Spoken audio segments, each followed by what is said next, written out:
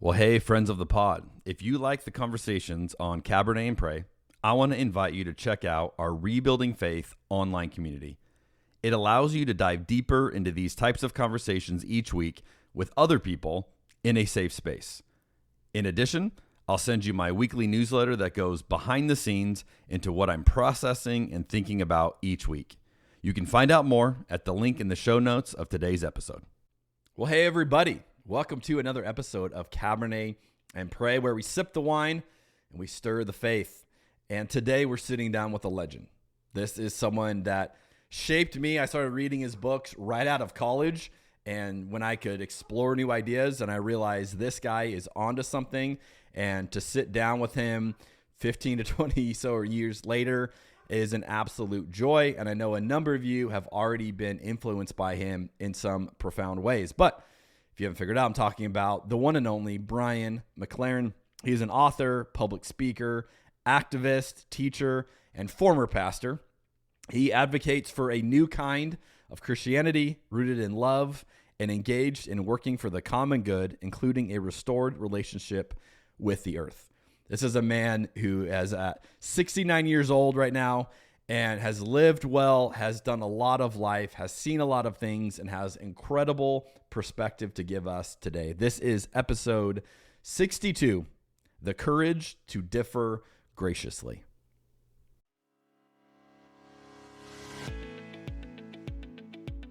I've never shared this with anybody publicly. If this was SportsCenter, that would be like such a hot take. Skip Bayless would have no idea. Stephen A. Smith would have no idea what to say if you drop that down.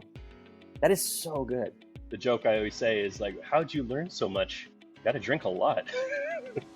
The power of food and beverage to lubricate an environment.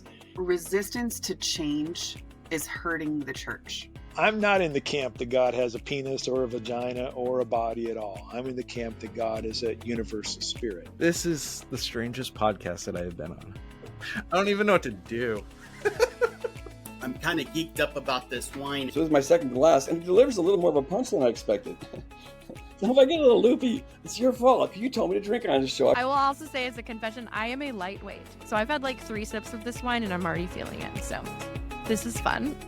You've uncovered the mystery. You've exposed the formula. You've just duct taped together a number of things that aren't normally hanging out together, and I'm here for it. We're going to sit down at a table, we're going to have a glass of wine and some food, and we're going to talk about the beauty of Jesus. Thanks for what you're doing with this podcast and for the creative way you're doing it and the beautiful, positive spirit in which you're doing it. I really appreciate this venue, what you're doing. It is fun, and yet you dig into the deep stuff. I've heard about your podcast for a long time, and I love that you're a pastor and that you explore the world of faith through wine. That's very unique. I never thought of church history in terms of wine drinkers. I love this question. Really got my mind rolling. You had me with herbaceous notes, I wanted you to know. I'm ready to just stay here and live in the wine tour. I will never forget the first time I bought a bottle of wine by myself, which was yesterday. If you're familiar with drunk history, I thought it's like drunk theology. So I got a little spicy there. It's the peach wine. Apparently the wine is, here we are. Queer we are. Beer we are. No, it's wine, Jeremy. By the way, drinking this Pinot Grigio at 3 o'clock in the afternoon is making me even more direct in my communication than I normally would be. I know why you have your guests drink wine. It makes sense now. Yeah, I get it. A little bit of liquid courage to really unleash the beast. I think you've got a good podcast. So throw in the wine bit in there. That's nice, doesn't it? Cabernet and Pray, yeah. Well, today I am joined by someone that really needs no introduction for most of the listeners to this podcast. Welcome to Cabernet and Pray, Brian McLaren. Hey, so glad to be with you. Well, I am looking forward to this conversation today. Before we dive into some of these ideas, we're going to talk about what we're drinking. Okay. And in honor of you today, Brian, I've got a really funky one, and I'm going to explain why I chose this one especially for you. So I'm drinking, for those of you who are watching this, you're going to notice this is the funkiest color I've probably ever had in my glass. This is bright orange. And this wine is called Tarangino. It's wine with Valencian oranges. Ooh, that sounds interesting. And I thought it was fun, number one, because as I was telling Brian just a minute ago, I just got back from Spain last night. We were in Valencia, where we got to hear the story about all of these oranges and how big of a deal it is. And, you know, if you've ever had, for our beer drinkers on this, if you've ever had like a Blue Moon, you'll see that they'll say Blue Moon has to be with a Valencian orange. So this is the same Valencian orange, but it's made into a wine. And I was looking this up because I'm like, how are they doing this? From the best I can understand, they start with a white wine, then they add Valencian orange juice to it and let it ferment together. So totally unique, totally bizarre, really fun. It's a little bit tart, but it doesn't feel like a juice. It doesn't feel like a sangria. It has more of a body to it. So it feels like you're drinking more of a white wine, but with that orange zest to it. And what I wrote down, and this is where I thought, okay, this connects. I said, this breaks categories and challenges assumptions of what wine can be. And then I thought, what a perfect drink to go with my conversation with a man who breaks categories and challenges assumptions. So, Brian, that's what I'm enjoying for you today. What do you got in your glass? Okay, so I should tell you the wine that I normally like to drink is I like Pinot Noir is my favorite, and I like dark reds, and but this is a Han Chardonnay from California, and I have not had a glass of wine since June because I had a bit of a health scare. And so this is going to be my first glass of wine since June. And I haven't been out to buy wine since June. And this was a gift from somebody to me. So that's why I'm having it.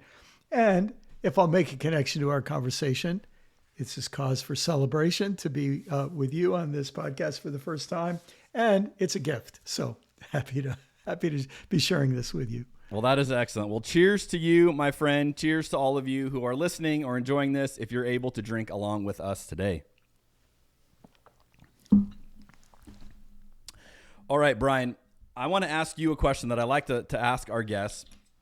Again, you're not the typical guest in that I think most people who are regular listeners to this podcast probably already know your story. But in case they don't, one of the questions I love to frame our conversation and to remind people that we're on a journey. This is not, arrive at the right beliefs and then, white knuckle it till you die, is this question. If you look at the last 10 years of your life, how would you say that your faith has changed during that time? Oh, what a great question. Okay, so I am 69. I know I don't look a day over 79. So the last 10 years, so that would be since 59. I think I have a good answer to your question. I should say my faith has been undergoing a lot of change for a very long time. So I have never felt that I was in a super stable, or certainly never felt at all stagnant. But this last 10 years, I think two things have happened in my faith. First, I just think as you get older, you don't want to, you don't have time to beat around the bush. So I think I felt freer to speak what's in my heart and maybe a little more aware that some will like it and some won't. And I don't have to worry about the ones who won't.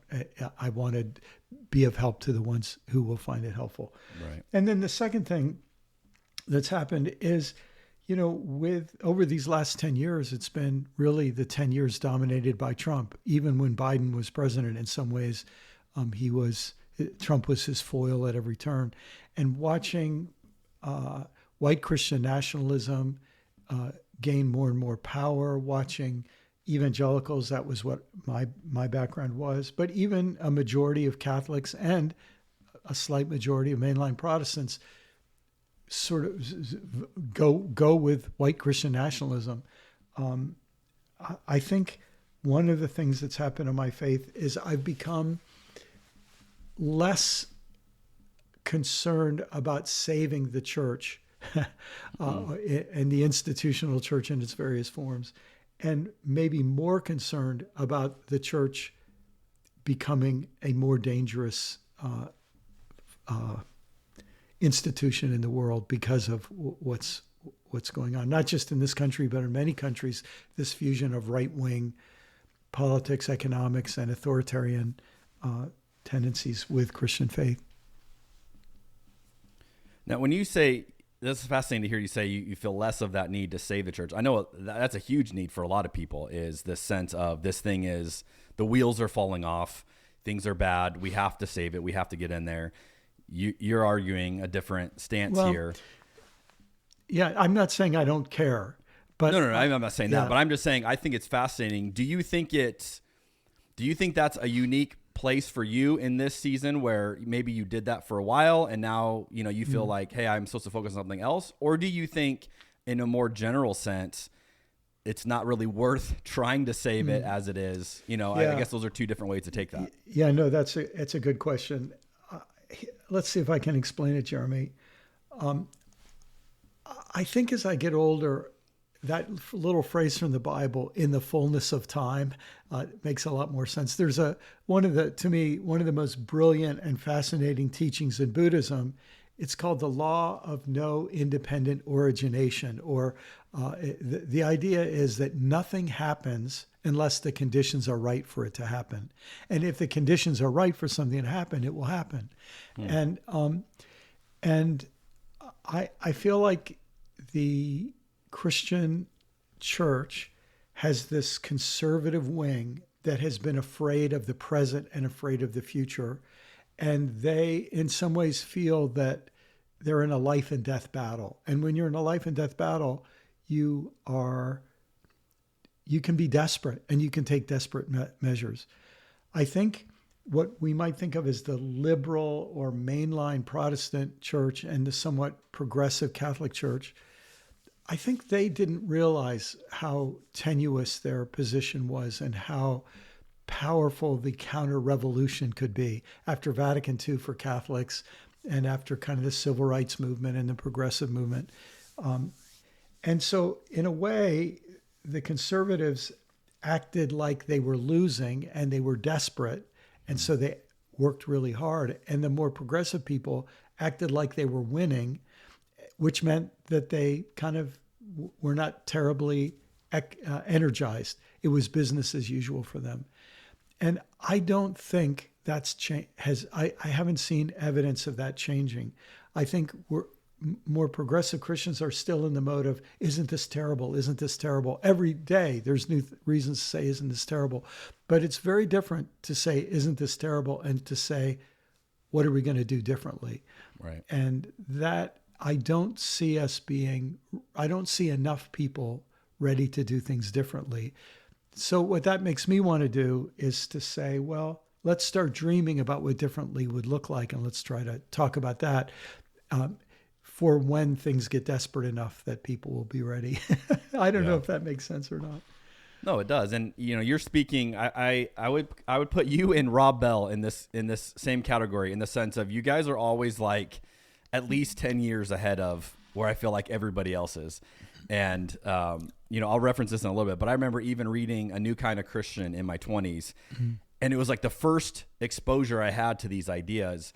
And as I look back on my journey now, those ideas seem so basic to me now. Yeah. But I remember then thinking, holy cow, like, what do I do with this? And, these ideas. And you were just further ahead than I was. It took me some time to catch up. And I try to remember that, if I'm talking to someone and I'm like, why can't you see this? Yes. It just takes time for people. But I would say there are people, you, Rob Bell, who seem to just be, you're on the cutting edge of where these ideas are going. And that's why you've been so helpful to, myself and to so many other people. So I want to talk through a number of ideas. This was a hard interview to create because it's like I could go so many directions with it. So I'm going to try not to overwhelm you with questions. But there's a couple books in particular that have been incredibly just valuable resources for me and for others. And I want to unpack some of the ideas that I've loved in those. One of them I want to begin with is your book, Faith After Doubt. And we have an online community called Rebuilding Faith where we try to walk together into something new. And as you talk about, hey, what would this look like? I think you have to lock arms with people to do that and figure out, okay, let's join together. And so that's one attempt at doing that. And we go through every 2 months, we'll go through a book together and have these discussions. And we went through Faith After Doubt. And I'll just tell you, from my point of view, none of the books we've gone through had anything compared to the conversations we had around your book, because you were giving language to these deep resonances that people had, and they didn't know how to explain it. And you have this line in the book that I think is so great. You say, doubt isn't the opposite of faith. It is an element of faith. Mm-hmm. And then you say this: sometimes I think it is my mission to bring faith to the faithless and doubt to the faithful. I'd love to hear you unpack. What does that look like for you? Yeah.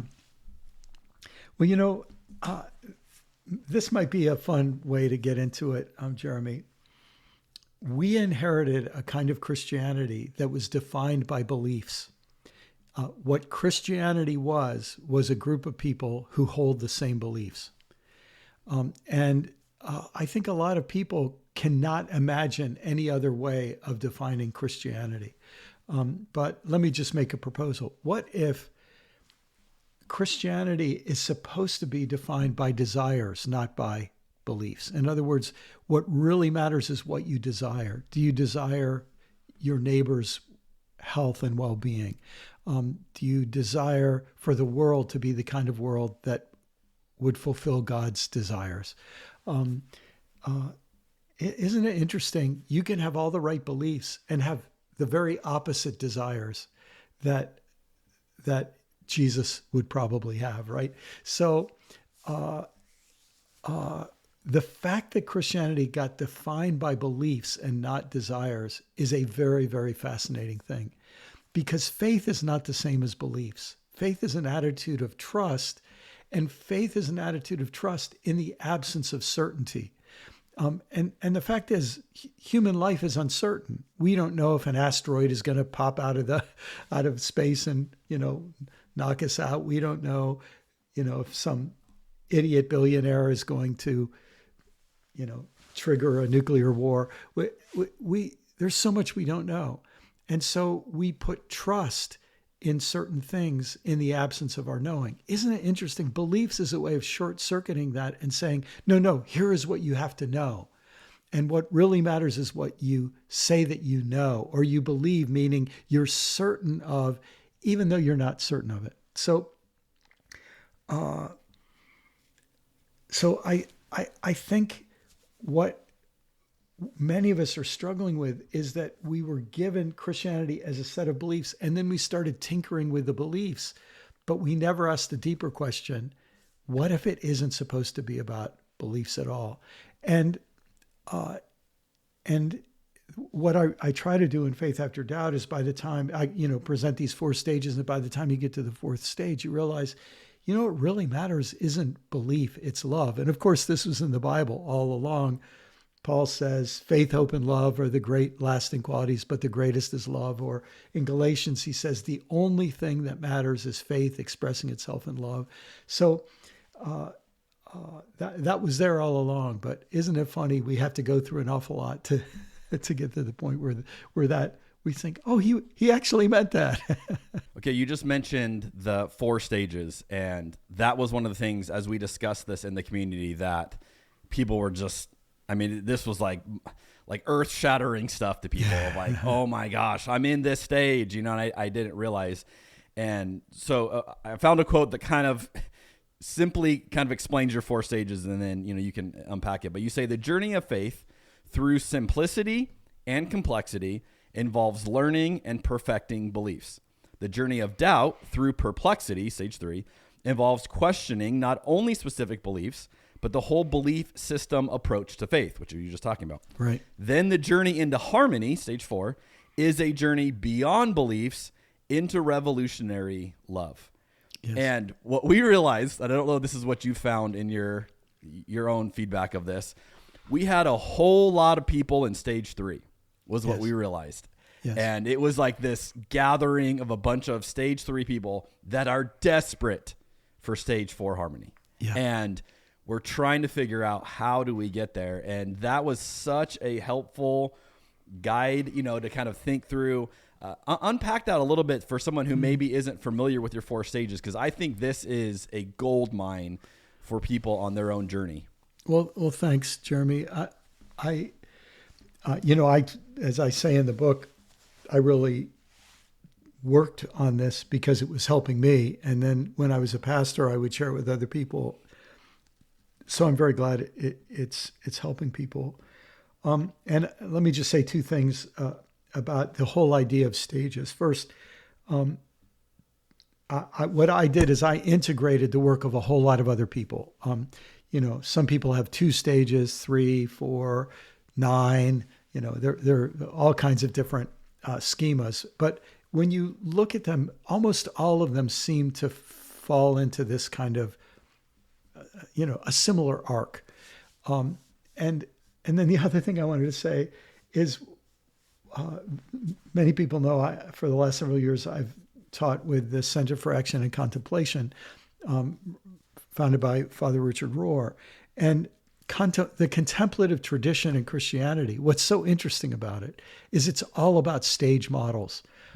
You can go way, way back. There's this work called The Cloud of Unknowing. It has a 4-stage model. Then Teresa of Avila has in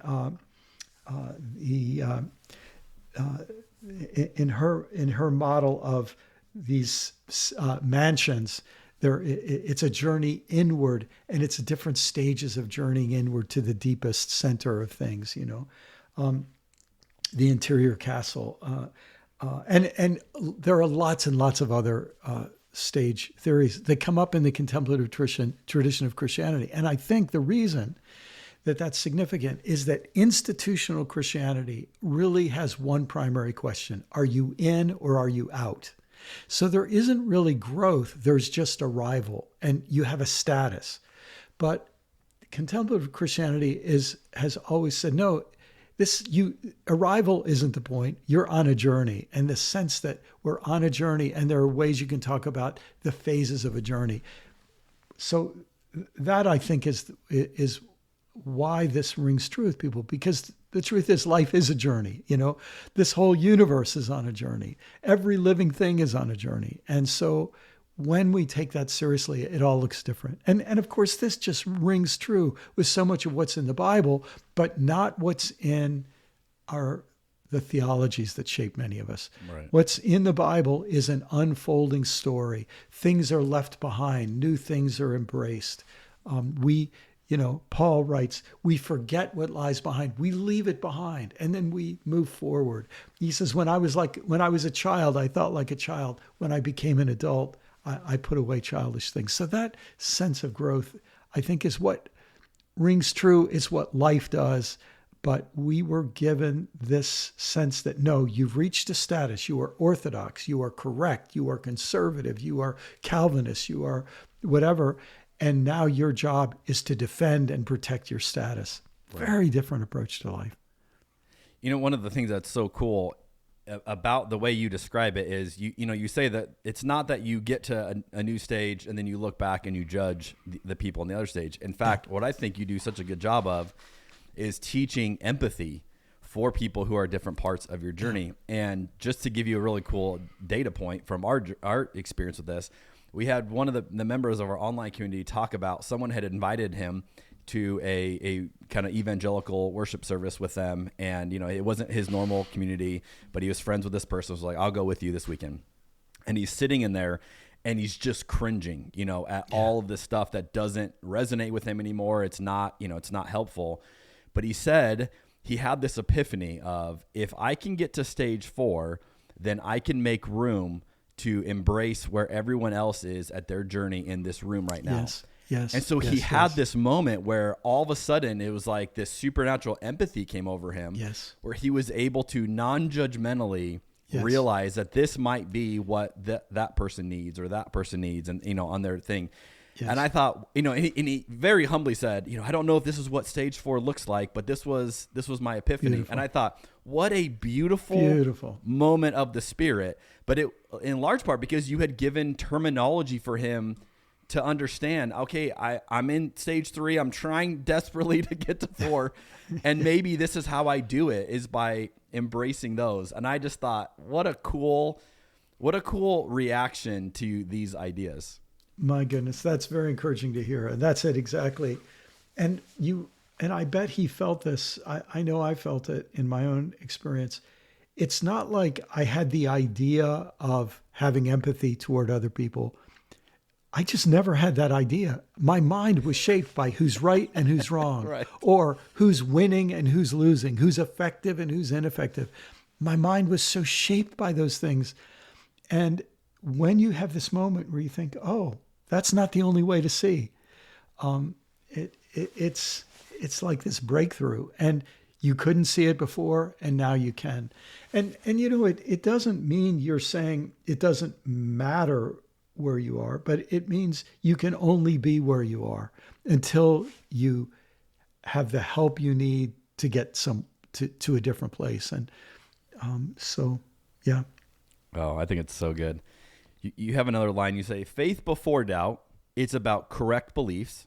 Faith after doubt, it's about revolutionary love. Yeah.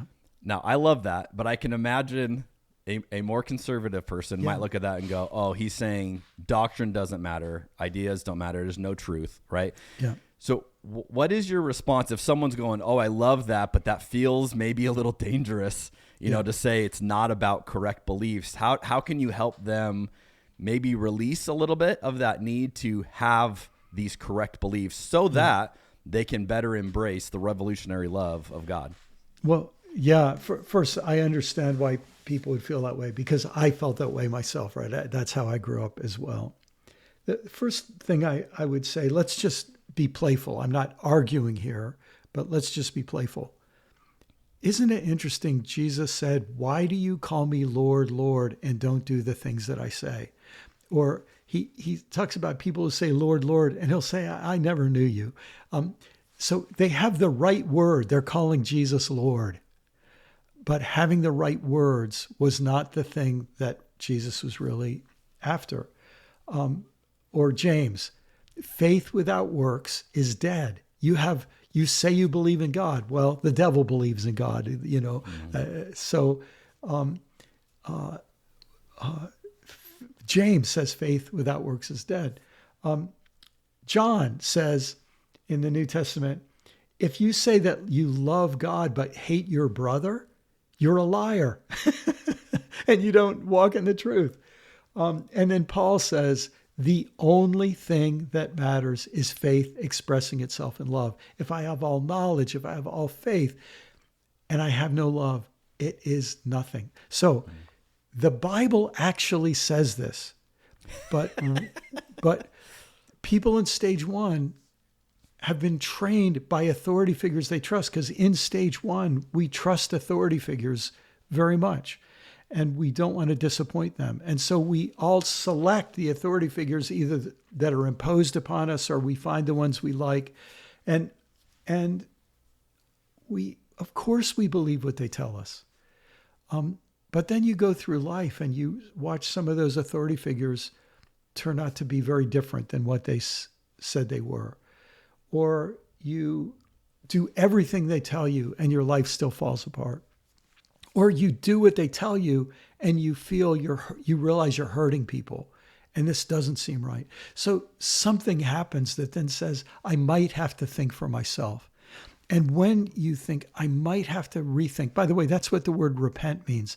Repent means think for yourself. Stop just going along. Don't be conformed to the thought patterns of the world. Have a second thought about the way you've always thought. And then things might look different. And then you find out, oh, that's what Jesus was talking about. You know, that's what Paul and John and James were all talking about. Love it. Yeah. It's a much better way to experience your faith than trying to get all your beliefs dialed in. Well, especially because you think, you know, if you had gone to Jesus and said, Jesus, do you believe in the hypostatic union between the three persons of the Trinity? You know, it just wasn't going to come around for a few hundred more years. Yeah. Yeah. Love it. Okay, we're gonna switch to a different book. We're talking about a book, Do I Stay Christian? Yeah. Which is a phenomenal title. Could I just say? I'm impressed you got a publisher to go with that one. Because that's what a lot of people, especially listeners of this podcast, are like, yeah, that's a question you're regularly working through when you see so much ugliness in Christianity in the church. And so I want to unpack a couple of my favorite quotes from this. You said, I was taught my religion's historical upsides and few of its downsides. And I was taught about other religions' historical downsides and few of their upsides. And then you conclude, that's a perfect recipe for creating ignorant and arrogant religious jerks. Which I want to say, amen, my friend, amen.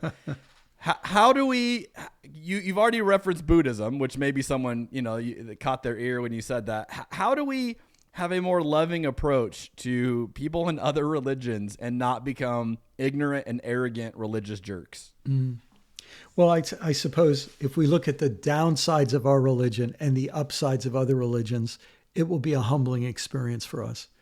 And our religion has some pretty horrible downsides happening. I'm sure by the end of the day, we'll find new lows of many of our members of our religion, because we seem to be in a kind of a race to the bottom. We have lots and lots of people who think that empathy and compassion are toxic. Oh my goodness, just amazing. So if we look at the downsides of our religion through history, we'll just realize that the Christian faith has an awful lot of skeletons in its closet. And when you think, why didn't anybody tell me this before? Oh my goodness, then you have this wake up and it's not that you're necessarily doubting Jesus. It's not necessarily that you're saying, I think Jesus is wrong. It's that you're saying the version of the religion in which I was introduced to all this, either the people who taught me were ignorant, but why were they ignorant? Because the people who taught them were ignorant. And what does it say about a religion that doesn't want to face the truth about its past? It's something you got to love about the Bible, whether it's the Hebrew scriptures, where they talk about how many times they turned to idolatry and how many of their kings were terrible kings and how even their best kings were horrible people in many ways. So this telling the truth about our past is important. And then we look at the upsides of other religions. And one of the best things we can do is stop letting people of our religion tell us what other religions are about. And we can actually listen to people of other religions tell us what they love about their religion, and why it's meaningful to them and how it's helped them. And when that happens, it doesn't mean we give up on our religion, but it just means we hold it with a greater sense of humility and less arrogance toward people of other faiths. As I'm listening to you say that, I'm even thinking about, so many people when they define, you talked about don't hear about other religions from people in your religion, right? Let the other people say, which means you have to meet them. You have to have some contact with them. At a minimum, you have to read something, I suppose, that they wrote or watch something. But even better would be to actually meet a Buddhist, to meet, someone who's following Islam, meet these people, ask them. And, it strikes me as the same reason why this fear in the United States around immigration and, this demonizing rhetoric of there are illegal people and they are the threat, and just dehumanization. Whereas, I want to say to people, who do you actually know? Have you ever sat down with someone who moved here to flee a situation or to come here for a better life? Have you actually heard why they did that, how they did that, what they're trying to do? And it's such a different perspective than when we just say, no, we as Americans are going to be the ones to tell you what these immigrants are. My goodness. Oh my goodness. Can I just tell you a quick story about that, Jeremy, as you say that? So I live in Southwest Florida. And when I first moved here, one of my neighbors had hired somebody to do some yard work for her. And his name was Norberto, and he was from Mexico. And he didn't have proper papers, but he was a good worker. And one day she called me and she said, could you come over here? I'm having trouble speaking with Norberto. I don't speak any Spanish. He doesn't speak any English. Usually we can communicate. And she said, I know you speak a little Spanish. So I came over and translated. First time I met Norberto, and then I had him do some work for me. And then we became friends. And one day I said, hey, can I take you out to lunch? So we went out to lunch and he told me his life story. Norberto is the first person I met. I've traveled all around the world. I've been in 40 some countries. First person I've ever met who is illiterate in his first language. Oh, wow. He never went to school once in his whole life. His mother had a whole lot of children by a lot of different men. And when he was 15, he was on his own, and he has been totally on his own. Never went to school, never learned to read, never learned to write. If you'd ask him for his phone number, he had it written down on a piece of paper in his wallet. He'd have to show it to you because it was not something he knew how to do. But Norberto truly was one of the best human beings I've ever met. The reason he was in America was that he had a couple of daughters by the same woman. So he's a step ahead of his mother. And one of his daughters told him she wanted to go to college. He was a bus driver, just lived on subsistence pay in southern Mexico. And the day she told him that she wanted to go to college, he said, I will go to America.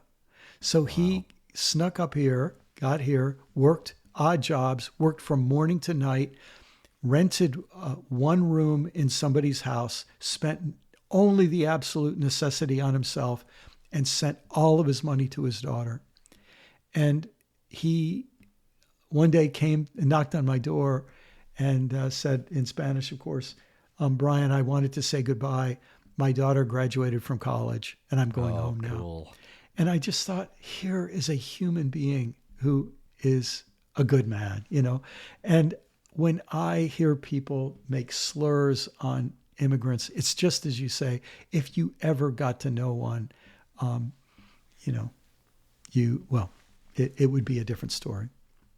Yeah. A word of caution to all of us, not to let our own tribe define other tribes. Oh my goodness. Oh my goodness. Yes, that's it. Get out there and meet people. And I should just add, there's this theory. It came from this French anthropologist named René Girard. And René Girard, I won't go into his whole theory, but I think it's something for people to think about. He said, when people hate each other, the way they find unity with each other is by finding somebody else to focus their anxiety on. Scapegoat. The scapegoat process. He called it the scapegoat mechanism. And when authoritarian leaders want to amass power and unite people behind it, the way they do it is they find some people to project all of their fears and anxieties and blame upon. And if people understood that, we'd be in a very different world right now. But people have a lot of anxiety, and when somebody comes along and gives them somebody to blame for their anxiety, it's like a drug. It really is like snorting cocaine or something. It just gives you a high. Now I know what to do with my anxiety. I'll blame it on somebody. And the sad thing to me about that, Brian, is that it works, and it has worked, and it will continue to work. It's this psychological history glitch, is just filled with it. The Bible is filled with it, Yes. And you go, can we not get out of this? This was the point of Jesus saying, look, put it on me and then move on. Like, you don't need to keep doing this and trying to free us from this cycle. And yet, we just keep getting stuck. I love that you brought up Gerard. I was going to ask you if you were a fan of mimetic theory when you started talking about desire earlier, but I was trying to stay focused. Yes. Well, and in fact, something that we could nerd out on René Girard, but something he didn't talk about much. He talked a lot about the negative desire when we have rivalrous desires that set us to be rivals with one another. But there is also positive desire. And that, I think, is what is waiting for us to be explored. I don't know what, I have 2 writing projects I'm working on now. But after that, I'm not sure what I'm going to do. But if I continue writing, I I think I might want to write about liturgy and think about and maybe write liturgies as ways of building positive desires. So I love it. Sign me up. All right, one more quote from Do I Say Christian? You say, our religion can hellify us, which is a great phrase, by inspiring in us an impenetrable sense of rightness or even superiority. Our religion is right, we believe, which makes us right. As a result, the more devoted we are, the more stubborn and unteachable we become. And everyone can see it but us, because we are blinded by our sincerity and zeal. Yeah. Which is such a profound insight. And yet that's so sad to me, because you have people who can be incredibly passionate. Like, I've met some Christians, I'm like, I really do believe you love Jesus and you are doing your very best to follow him. However, the way that you are doing this is creating so much damage in your life and in everyone else. But you want to honor the zeal, the passion is there. But as you're describing, when it's wrapped up in this mentality of I'm right, then it turns you into this kind of monstrous person. How do you think we help people if maybe you hear that quote and someone comes to mind of, you're like, oh, that's my neighbor, that's my friend, that's this person that sends me emails every week. How do we help people navigate that when the zeal is there? It's good. That passion is good, but it's turning them into this kind of monstrous version of themselves. Yeah. It's not easy. It's really not easy, because what tends to happen is people who are in that zone are following leaders who are stirring up more and more zeal and more passion of a certain type. And if you criticize them or criticize their teachers, they'll just think you're of the devil. So I'm a big believer in the power of a non-directive statement. By non-directive, I mean you're not telling anybody what to do. You're just announcing something. And often it's even more powerful if it's vulnerable. So you might say something like, I used to see things the way you do. I don't see them that way anymore. You probably wouldn't be interested in finding out why, because why would you want to know what a heretic or an apostate person, as you would think about me? But if you're ever curious, I'd be glad to share it with you. So, you basically give them permission to think of you as a heretic or an apostate, and you aren't resentful about it. You just understand that's what they're being good soldiers in their army. But then you make them an offer. If you'd ever like to ask me, I'd be glad to talk to you about it. I love that. It strikes me as just throwing a lifeline to someone and saying, like, look, it's there. And maybe it takes a moment for something to happen in their life before they want that. But I love extending that. That's a great image of just extending that out there. Like, hey, it's there and I'm here. And if there ever comes a time you want to talk to a heretic about that, I love that. Using our four stages language again. When someone's in stage one, they're very, very zealous, and not very open-minded, because open-mindedness is seen as a sin, and they're already right. Why be open-minded to wrong ideas? It seems to me when that's where people are, we know it's going to take some hard things in life for them to change. They're going to have to be hurt, or they're going to have to hurt someone, or something's going to have to happen for them to change. So if what we can do is gently give them some awareness that we're not ashamed and we're not defensive, and we don't have to convince them we're right. We're giving them something that they're incapable of giving, which is a gracious difference. And that just sort of messes with your mind and makes you think, and that's a good thing. I think this is why Jesus told parables. Parables would take people in their imagination and put them in this conundrum where two of their absolutes were in opposition. And he would just let those stories sit. And if they did their work, the person might go through a process where then they were ready to think differently. I love that. As you're saying that, it makes me think of how many parents I've seen that come down really hard on the LGBTQ conversation and very rigid, and this is an abomination and all that. And then one of their kids comes out to them. Yeah. And all of a sudden they have this turmoil, and they can go either direction with it. It's, do I hold the line the way I did when this was a theoretical idea to me? Yes. Or do I acknowledge this is a person that I deeply love, yes. and now I may have to revisit this in an uncomfortable way? And, as you've seen, no doubt, not everybody chooses to lean into these moments, but I'm always so touched by the people that do. That say, you know what, I think I might have missed this one, and I was always this stance, and here's this person who I deeply love that doesn't fit this narrative that I've been, preaching for years of. They just want to go sin and, do all this. And it's like, no, now it doesn't fit, and they have to do it.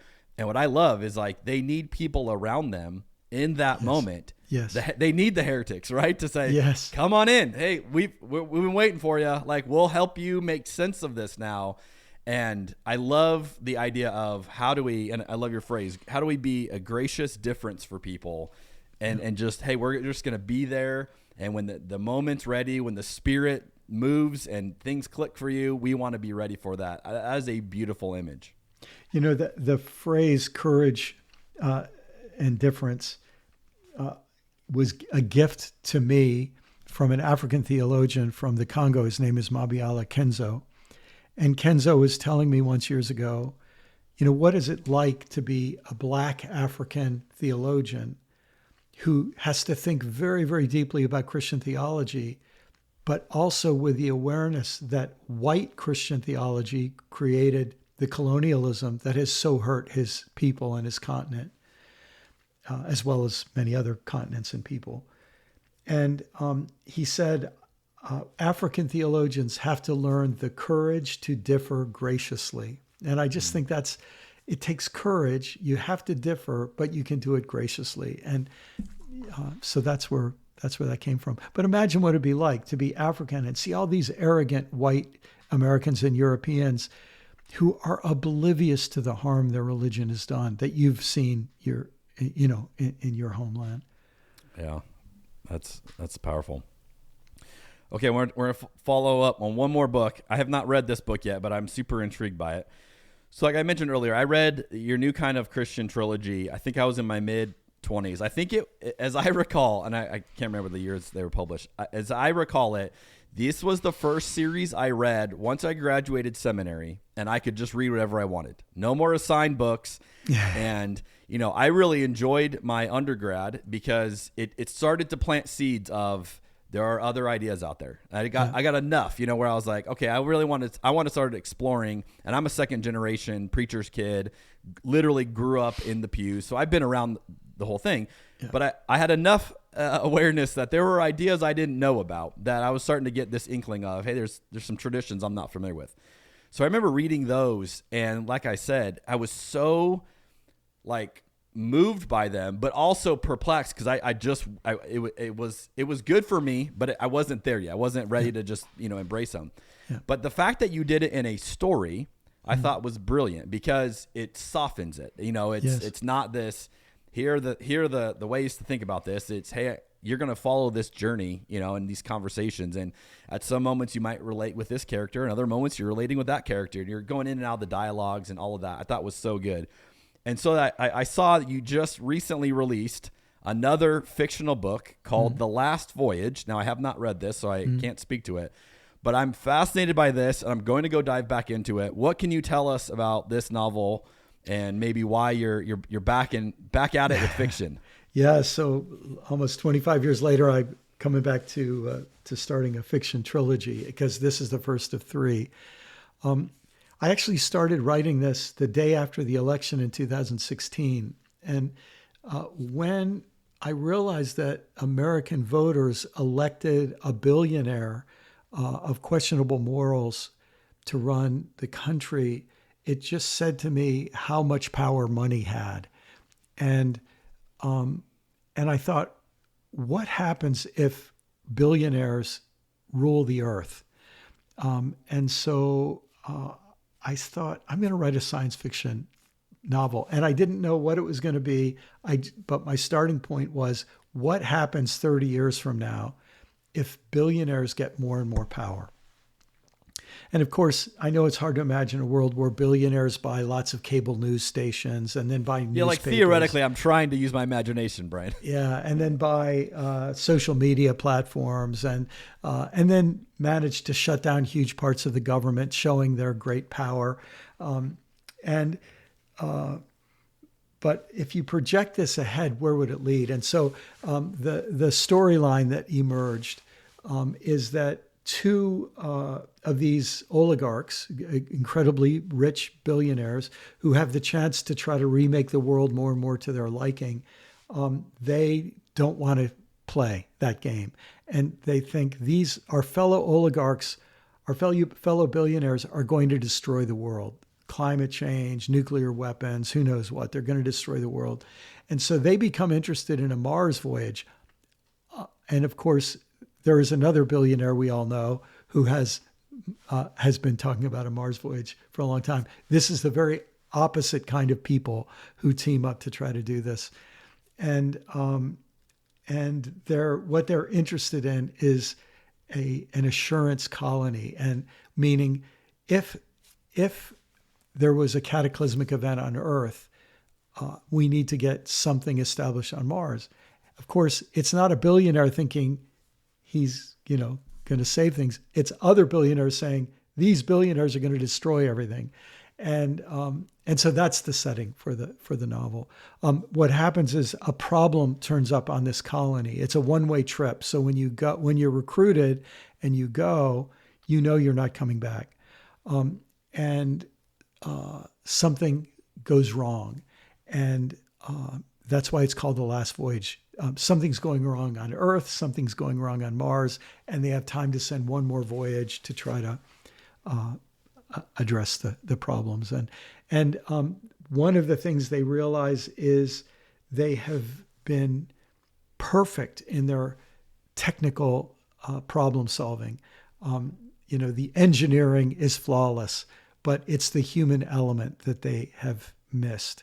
And so they now need to send some artists and a theologian and some musicians and people who are interested in plants and animals, not just for food, but because they think, hold it, we human beings need our fellow creatures. So that's sort of the setting of the trilogy. I love it. I'm hooked. I'm curious, how would you describe what is writing fiction like for you compared to the other stuff you write? Well, I'll tell you, when I wrote A New Kind of Christian 25 years ago, almost, I was writing it 25 years ago. What I realized is when you're writing nonfiction, you have to have in your mind an imaginary reader. And if your imaginary reader is smart, then your imaginary reader is going to challenge everything you say. And I think you become a good writer when you say, I don't want to confuse my imaginary reader.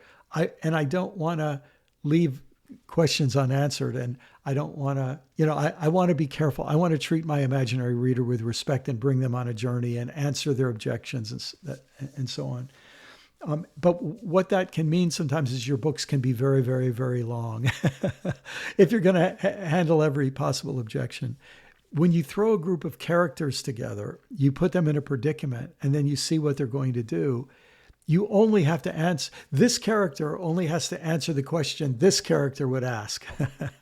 and in some ways, it makes things, I think it allows you to go places faster than you could go otherwise. That's interesting. So you're obviously writing to try to communicate theology and certain ideas. How do you mentally do that when you're writing these characters? Are you thinking like, hey, this is the good character that's gonna, be? Do you see yourself in characters where this guy's saying all the things that I'd want to say, or do you see yourself in all the characters in different ways? Yeah, in different ways, I see myself in all the characters. Yeah, and I'm not really trying. I suppose what I bring to writing fiction, even in The New Kind of Christian, that was very content heavy, but what I'm doing is not really trying to illustrate ideas in a story. I'm really trying, because I have a theological background, I see theology interwoven with all of life, but also sex and ego and money and, depression and all kinds of other things are interwoven with life. When you only write about theology, you almost act as if sex and depression and money and power and all kinds of other things don't exist, right? Or they only exist through your lens. But when you work with fiction, all of them are just part of life. And so that's something I'm enjoying a lot at this stage in my life. That's cool. I'm looking forward to reading that. All right, I want to transition. I want to ask you a few questions that we like to ask each of the guests, and then we get to compare your answers to everybody else's answers. So we get to see how Brian McLaren answers these. Okay. So we'll do a couple wine questions. If I were to ask you, what is the best glass of wine you've ever had in your life? Is there one memory, one story that comes to mind? Is it because of the type of wine? Is it the setting? Is it who you're with? Do you have anything that comes to mind when you go, that was wine as good as I have ever experienced it? What do you have? Okay. Can I tell you two quick stories? Absolutely. One of them was not, I wouldn't say was my favorite wine, but someone brought me a bottle of wine from Germany once, and they told me it was a very unusual wine because it, a little bit like your wine with the blood oranges. Apparently, this wine had hops in it, or some beer-like elements, and I just remember drinking that wine. I thought, this is the perfect marriage of wine and beer. Oh, cool! And I've never been able to find that wine again. So. So that's, and I wouldn't say it was my favorite, but it was sure interesting, and it stays with me. It was memorable. I have a friend who was about my age, and he died a few years ago, and of course I didn't know it would be our last birthday. We happened to be together on his birthday, and he really was a wine aficionado, and we went to a restaurant, and to celebrate his birthday, he bought a really expensive bottle of Cabernet. And I just remember sharing that bottle with him and thinking, this was worth the money. This was so good. Amazing and interesting and perfect and multi-layered. And of course, the fact that he had a fast moving form of cancer that took his life not too long after sort of makes that even more intense. But remembering enjoying that bottle with him and two other friends at a table one night was a great memory. What a sweet memory to have with your last memory with a friend. Yeah. An amazing bottle of wine. Yeah. I love that. And he was being good to himself. Like, it's my birthday. I'm going to be good to myself. Yeah, absolutely. Sometimes you got to splurge for that nice bottle and enjoy it. Yeah. All right. We're going to get your take on church history here. Which member of church history would you trust to pick out a bottle of wine for you? And who would you not trust and why? Okay. Well, I love St. Francis, but I have a feeling he wouldn't want us to have a really, really good bottle of wine. So that'd probably be a problem. I'll tell you who comes to mind. She didn't drink wine. She drank beer. But St. Bridget, very ancient, in early Celtic history, St. Bridget has this beautiful little prayer meditation, her poem. She said, I would like to have a vat of beer and share it with all my friends. And Jesus would be there, and we'd share it with him too. She'd be a nice person. Yeah, she'd be solid. I feel good about that. Yeah. Okay, who are you not trusting? Who you're not asking to pick that bottle out for you? Well, I'm not trusting St. Francis because I even though I love him dearly, I just think he would pick the cheapest wine he could find because he wouldn't want the money to be wasted. Oh, that's great. All right, well done. I like it. All right, what is something you used to believe that it turned out later you were wrong about? I used to believe the Bible has one message. And now I think the Bible is full of arguments. It's not contradictions, it's arguments. And those arguments are way better than if it all just had one message. The arguments show us people learning and growing and interacting over time. That's great. What do you see as the main issues facing Christianity in America today? Well, I mean, American Christianity has been a racist project from the beginning, either intentionally racist, and we have to realize the Southern Baptists, the Southern Presbyterians, who are now the PCA, many of our main denominations came into existence. There were the Southern Methodists who rejoined and created the United Methodists, but they just separated again. These represent forms of Christianity that came into being to justify racism and slavery. I mean, it's staggering that this is our history. But even the other denominations, part of the ways they prospered was by never complaining, because it wasn't just the South that profited from slavery. It was the North, because the North was full of all the cotton mills that were turning that cotton into fabric.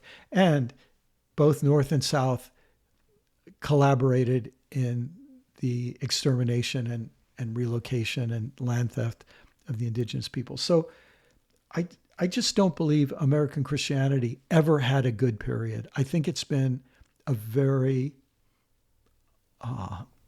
conflicted, dishonest,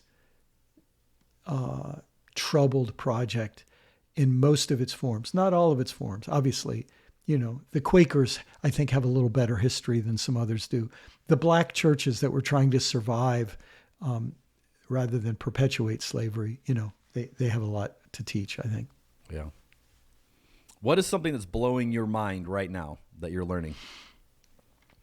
Oh, I have been reading this Japanese socialist philosopher economist named Kojin Karatani, Karatani, who wrote a book called The Structure of World History. And I'm so intrigued by his insights into what he calls modes of exchange that shape civilization.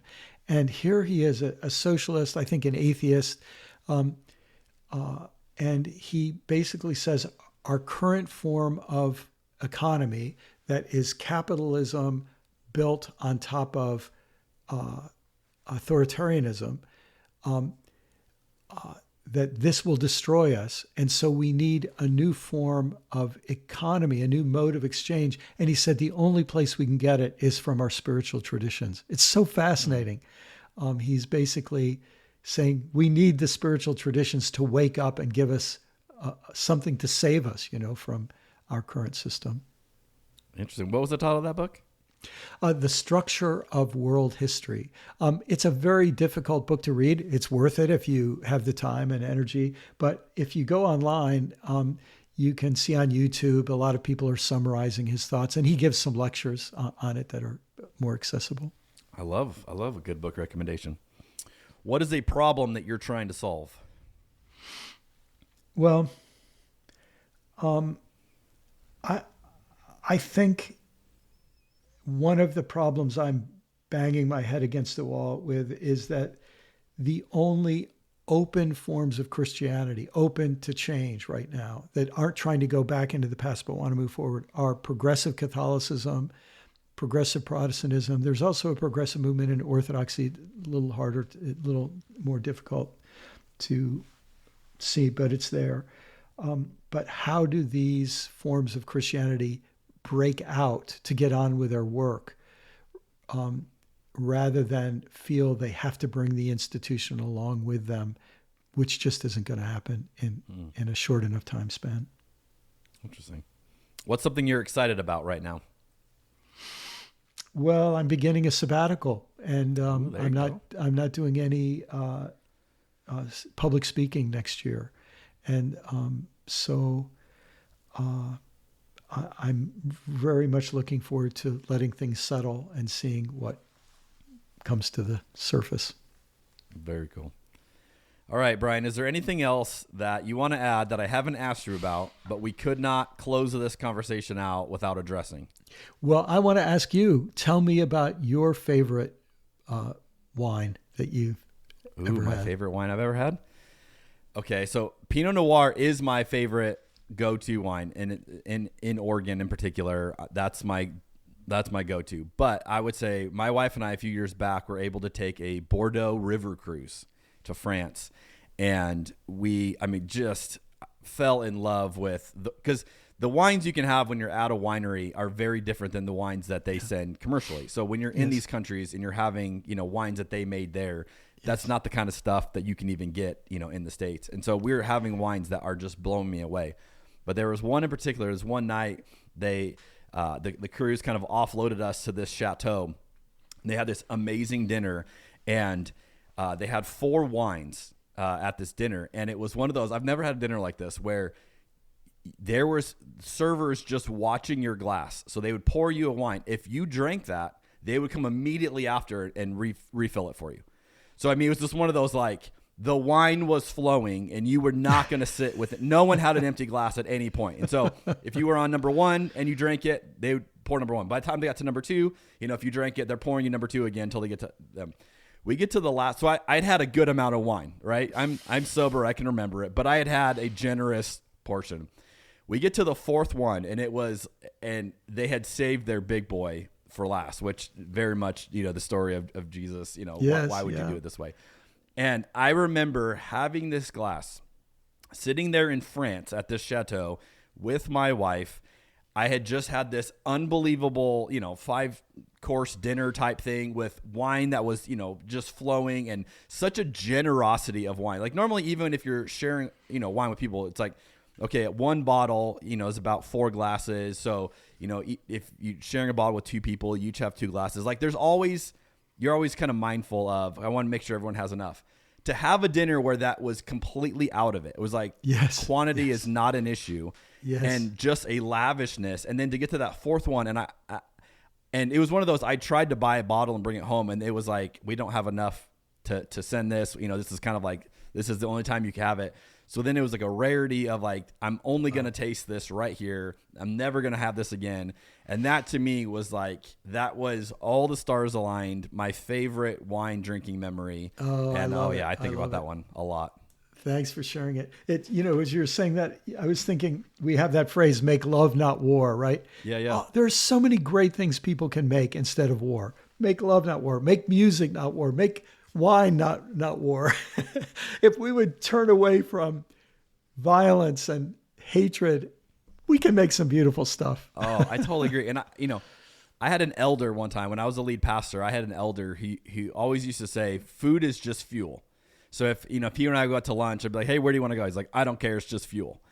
And I remember thinking, like, what a sad way to live your life. Like, yes, food is fueling our bodies. That is an element of it. But it just ignored beauty, and it ignored craftsmanship, and ignored the experience and joy. And I remember always having like this rub with, food is just fuel. And so I agree with you. I love it when you get to enjoy someone who's put a passion into something that, I can't make wine. I don't know how to do this. I understand the concepts, but I'm not out there doing it. So when I get to enjoy someone who's an artist, it's just such beauty. And then when you're with people, it's like, oh man, it's so good. It's so good. That's why we do a podcast, Cabernet and Pray. We talk about wine and beauty and Jesus and how they all go together, Brian. It all goes together. All right. If someone has been living under a rock and they don't know how to connect with you and they've never heard of your work, but now they're going, I like this guy. I got to dive into this. What's the easiest way for people to connect with what you're doing? My website is brianmclaren.net. BrianMclaren.net. And all my links to social media. And I have a podcast that I do called Learning How to See. And they can find out what's going on with me there. Excellent. I will put that in the show notes for all of you guys. And Brian, I just got to tell you, this has been an absolute joy. I have been hugely shaped by your work from afar. And so to have the chance to sit down with you 15, 20 years later is a real joy and a treat. And you have given so much life, so much encouragement, so much hope to so many of us who have been beat up by this stuff. So thank you for taking a time with us today. And thank you for all the work that you're doing. Well, thanks. It's been a pleasure for me. And thanks for what you're doing with this podcast and for the creative way you're doing it and the beautiful, positive spirit in which you're doing it. If people become connoisseurs of a good heart, it will take us where we need to go. Amen. I love that. Well, everybody, I hope you have enjoyed this episode as much as I have, and we will see you on the next episode of Cabernet and Pray. Bye, friends.